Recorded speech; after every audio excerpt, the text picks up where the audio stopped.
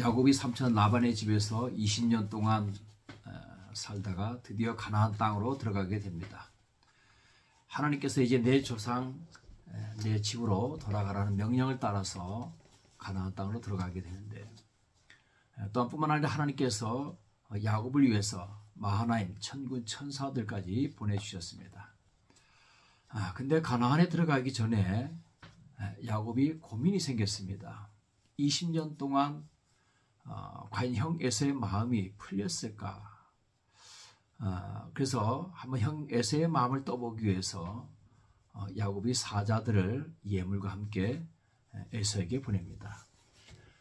그런데 다녀왔던 사자들이 다녀와서 하는 말이, 형 에서가 400명을 거느리고 주인을 지금 만나러 오고 있다. 그 말을 듣는 순간 야곱은 심히 두렵고 답답했다 그랬습니다. 그 사자들이 좀 좋은 소식을 가져왔으면 참 좋았을 텐데, 형 에서가 나를 지금 잡으러 온다라고 하는 그런 소리를 듣고 심히 두렵고 답답한 마음으로 하나님 앞에 원망 섞인 기도를 합니다. 하나님께서 가라고 하지 않으셨느냐? 하나님께서 가라고 해서 갔는데, 또 하나님께서 내 자손 심히 번성하게 해주신다고 하지 않았느냐? 그리고 그 약속대로 하나님께서 나를 지켜주셔야 되는 것 아닌가라고 하는 그러한 기도를 합니다. 그리고 야곱은 자기의 방법, 자기가 어떻게 내 손으로 한번 해결해 보겠다라고 하는 그런 의지를 가지고 양떼를, 무리를, 짐승의 무리를 두 떼로 나눕니다. 그래서 한 떼를 만약에 쳐서 한 떼가 죽으면 한 떼는 살아남지 않겠느냐. 근데 중요한 거는 이 야곱이 어디에 속하는 거냐가 중요한 거죠.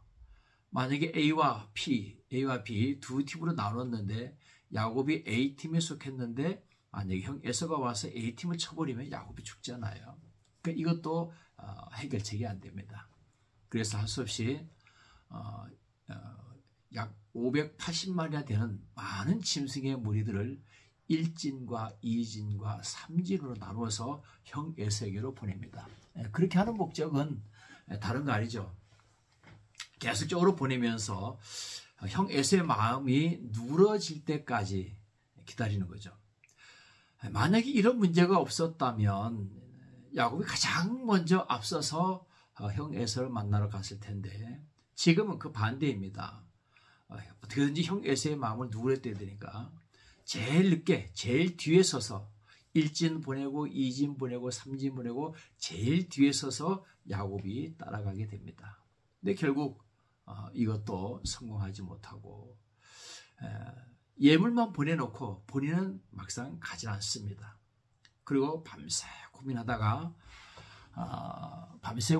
가족들을 다 깨워서 아내와, 두 명의 아내와 첩 둘과, 그리고 자녀들, 아이들, 그리고 모든 짐승들을 다 먼저 야복강을 건너 보내고서 혼자 남아서 그 밤에 야복강에서 철야기도를 합니다.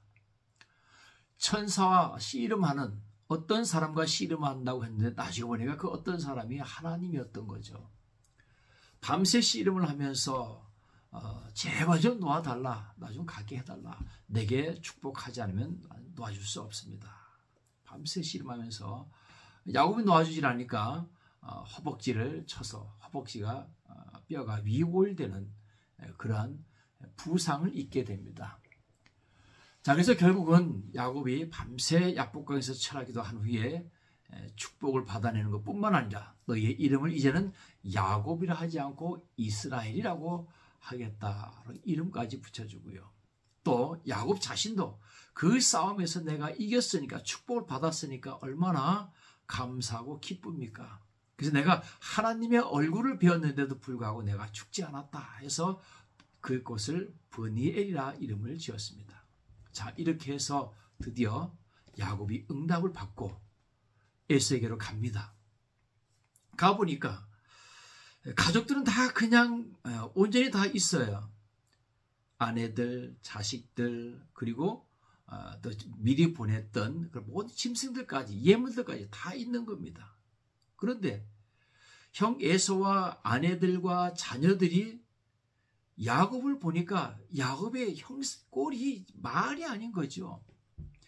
밤새도록 그 야복강가에서 모래밭에서 씨름했으니까 몰골은 꿰재지 한 데다가 또 어디서 한 대 얻어맞았는지 다리는 쩔뚝쩔뚝 접니다. 그 야곱은 그 일로 인해서 평생 장애인으로 살아가는 거죠. 그렇게 해서 형 에서를 만나게 됩니다. 저는 이 사건을 보면서 이렇게 생각을 했습니다. 야곱이 하나님께서 약속하신 그 말씀을 믿고 또 천군 천사가 나를 보여준다는 그 사실을 믿고 담대하게 형 에서를 만났더라면 성경이 어떻게 기록되었을까? 어떻게 바뀌었을까? 저는 그런 생각을 해봅니다. 또 저는 이 말씀을 보면서 바로 이 야곱의 모습이 바로 우리의 모습이 아닌가. 분명 하나님께서는 우리에게 말씀하시기를 내가 너희와 항상 함께하리라. 임마리 약속을 해주셨고요. 그 이름을 믿는 자들에게는 하나님의 자녀가 되는 권세를 우리에게 주셨다 했습니다. 영접하는 자, 곧 그 이름을 믿는 자들에게는 하나님의 자녀가 되는 권세를 주셨다. 이제 우리는 그 이름을 믿는 성도이니까 어떻게 보면 하나님의 자녀입니다. 하나님의 자녀이니까 우리는 누가 보호해줘요? 하나님이 보호해주는 거죠.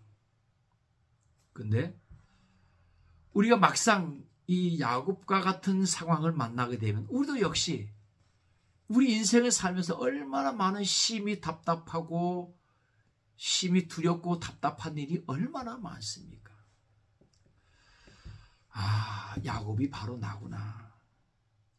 야곱을 뭐라 할 것 없이 나 역시도 그런 어려운 일을 만났을 때, 심히 두렵고 답답한 일을 만났을 때 내가 해보려고 얼마나 발버둥 쳤는가. 얼마나 발버둥 쳤는가. 내가 할 수 있는 방법을 다 동원해보고 머리 쓰고 이리저리 계산하고 방법을 찾아다니고 하다가 결국 마지막에서야 모든 것을 포기하고 주님께 무릎 꿇고 기도했던 적이 얼마나 많았던가 생각을 해봅니다. 이것을 우리가 이 사건을 보면서 저 역시도 제 믿음을 다시 한번 점검해보고 이제 내가 더 하나님을 믿고 의지하고 믿음으로 나아가야 되겠다라고 하는.